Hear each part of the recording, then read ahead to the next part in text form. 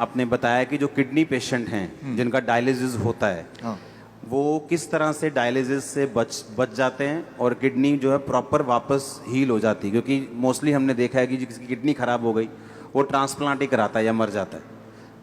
ये एक इम्पॉर्टेंट बात है जो मैं आपको बताना चाहता हूँ ताकि आप इसको उन लोगों तक पहुँचाएं जिनको इसकी ज़रूरत है। ऐसे बहुत सारे लोग हैं लाखों में जो हर दूसरे दिन या तीसरे दिन डायलिसिस कराते हैं। पहले तो समझना पड़ेगा डायलिसिस क्या है। बहुत ही सिंपल है, आधे मिनट में समझ जाएंगे। आप जो भी कुछ खाते हैं पीते हैं उसमें कुछ चीज़ें बॉडी उपयोग में लाता है, एनर्जी में कन्वर्ट करता है, कुछ चीज़ें बॉडी यूज़ नहीं कर पाता है, तो आप यूरिन पेशाब के रास्ते उनको बाहर फेंक देते हैं।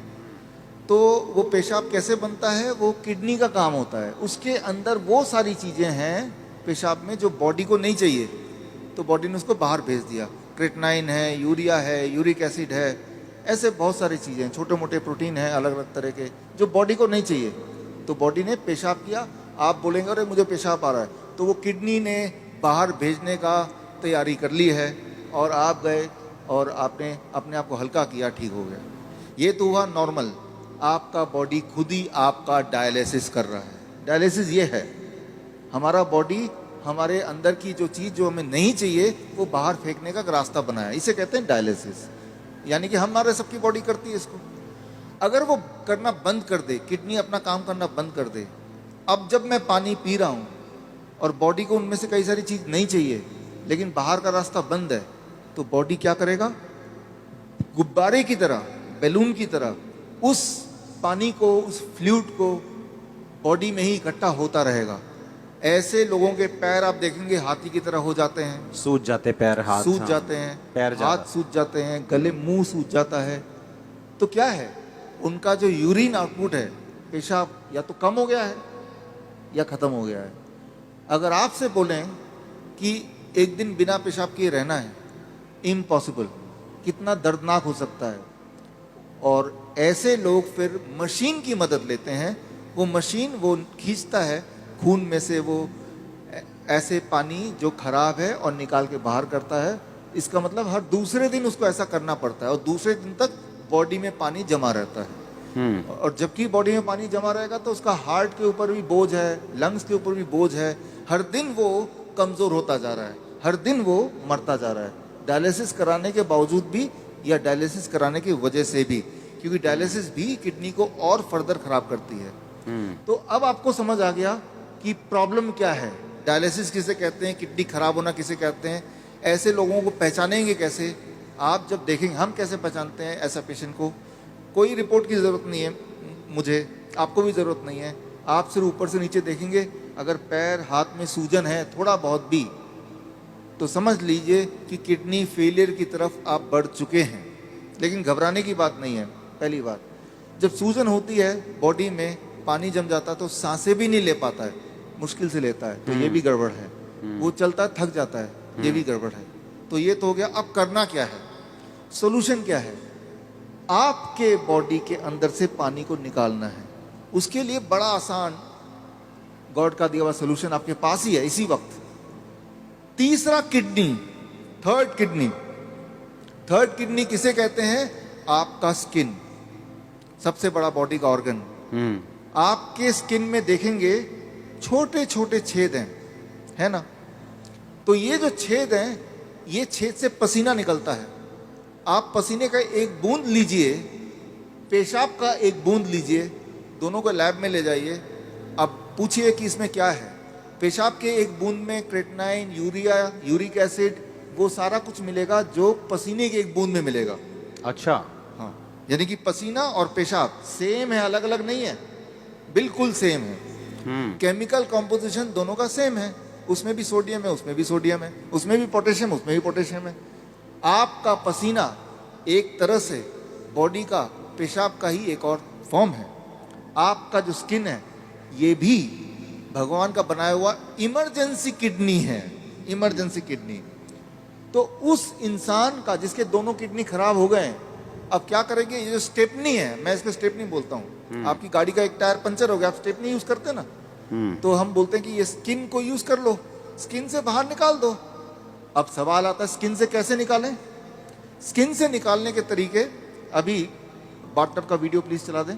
ओके, चलाओ वीडियो बाथटब का।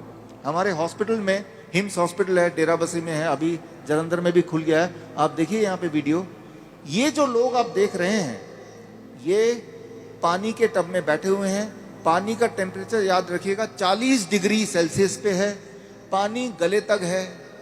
गले तक पानी अगर हो, उसका टेम्परेचर अगर 40 डिग्री सेल्सियस मेंटेन कर पाएं और ये लोग अगर 2 घंटे बैठ पाएं तो 2 घंटे के अंदर 2 घंटे सुबह शाम के एक बार या फिर 1-1 घंटा 2 बार। अच्छा, ऐसा करने से, ये सारे किडनी पेशेंट हैं, ये वो पेशेंट हैं जो हर दूसरे तीसरे दिन डायलिसिस कराने जाते थे, लेकिन अब वो जाते नहीं हैं।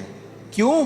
क्योंकि वो अब ऐसा करते हैं, इससे उनकी तीसरी किडनी से वो सारा जो मल है जो पेशाब के रास्ते नहीं निकल पा रहा था वो निकल जाता है। पहली बात। दूसरी बात, और ऐसे टब में, कोई भी टब में बैठ जाना है, कोई भी टब में, कोई भी टब हो, और उसमें जो पानी है उसे 40 डिग्री पे ही रखना है। 40 डिग्री पे रखना है। और नापना कैसे? थर्मामीटर से। थर्मोमीटर आप 150-200 रुपए का मिल जाएगा। पानी नापने वाला जो पानी नापने स्पेशल वाला थर्मामीटर, स्पेशल थर्मोमीटर 150-200 में मिल जाएगा। हाँ, कहीं से उसको चेक करते रहना कि वो 40 डिग्री पे मेंटेन रहे। अगर कम हो गया गर्म पानी डाल लेना है, गर्म पानी डाल देना, 2 घंटे बैठना है। 2 घंटे बैठना है। ये टेम्परेरी सोल्यूशन है कि किडनी हील भी होगी? इसमें मैं आता हूँ। हाँ, ये किडनी हील होगी, लेकिन कैसे? 2 चीज होगा उसके साथ। आप अगर ये करेंगे तो एक्सपेरिमेंट करने के लिए उस इंसान का पहले आप बोलिए कि वजन करे, क्योंकि वजन में वो अंदर पानी है। 2 घंटे बाद दोबारा वजन करेंगे तो आधा किलो, 1 किलो, 1.5 किलो वजन कम मिलेगा। मतलब बाहर आ गया, वो बाहर आ गया। पहली बात। आप एक और काम करें, उनके पैरों के सूजन के फोटो खींच लें। 2 घंटे बाद दोबारा देखें, अरे सूजन कहाँ गया? अरे बाहर चला गया, उसको बॉडी ने बाहर भेज दिया। एक और काम करें, किडनी पेशेंट की एक दिक्कत होती है, उनका बीपी बहुत हाई रहता है। क्यों? गुब्बारे को जैसे फुलाएंगे तो प्रेशर बढ़ गया ना, तो बॉडी भी तो गुब्बारे की तरह फूल रही है, पानी अंदर डल डल के, तो प्रेशर बढ़ता जा रहा है। तो चाहे कितनी भी दवा खा लें किडनी का पेशेंट, प्रेशर उनका बहुत ज्यादा होता है, ब्लड प्रेशर। अच्छा, लेकिन तो अब पहले प्रेशर नाप लें, ज्यादा ही मिलेगा 200/100। अब पानी में बिठाएं, और अब पानी में बिठाने के बाद 2 घंटे बाद दोबारा प्रेशर नापें, तो प्रेशर कम हो जाएगा। कम से कम 40 यूनिट कम हो जाता है, किसी का 20 यूनिट कम हो जाता है, लेकिन कम जरूर होता है, हर एक का कम होता है। तो जो मेन सिम्टम होते हैं किडनी पेशेंट के, वो सारे सिम्टम एक क्लासिक सिम्टम होता है। मोस्टली बोलते हैं कि किडनी आपकी श्रिंक हो गई है जी, किडनी सुंगड़ गई है, सिकुड़ गई है, वो काम नहीं कर रही। हाँ, वो फिर से बढ़ेगी कि नहीं बढ़ेगी? ऐसे ही रखना पड़ेगा पेशेंट को?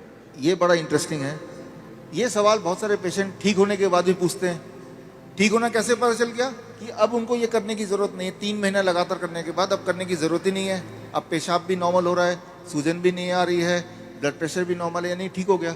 लेकिन वो क्रिएटिनिन और यूरिया, क्रिएटिनिन भी नॉर्मल आ गया, यूरिया भी नॉर्मल आ गया, यूरिक एसिड भी नॉर्मल है, सारा कुछ नॉर्मल हो गया। हाँ, ब्रीदिंग भी नॉर्मल है। साइज किडनी का। अब आता है साइज। तो साइज के लिए वो बोलता है, तो डीटीपीए स्कैन करने बोलते हैं। हालांकि हम रिकमेंड नहीं करते, लेकिन स्कैन कराते हैं। तो पहले वाला साइज उसके पास था, पहले भी स्कैन कराया था, 3 महीने बाद दोबारा स्कैन कराते हैं। तो स्कैन में वो साइज बढ़ी हुई दिखाई देती है, मतलब वो किडनी जो है वो बढ़ चुकी है, फिर से साइज उसका अच्छा हो रहा है, अच्छा हो गया। और ये स्कैनिंग बताती है। हाँ, और वो जो स्कैनिंग बताती है, वो स्कैन पहले और बाद के वो किताब में है। और ये किताब मैं चाहता हूँ कि आपके हाथों से इसका लॉन्च हो जाए। हाँ, ठीक है। हाँ, और ये जो किताब को बनाने में, ऑब्जर्वेशन स्टडी में जिन्होंने मुख्य भूमिका निभाई है, हमारे डॉक्टर संजीव सूद जी हैं। आप भी एक बार आ जाएं। डॉक्टर गगन है, ये भी आ जाएं।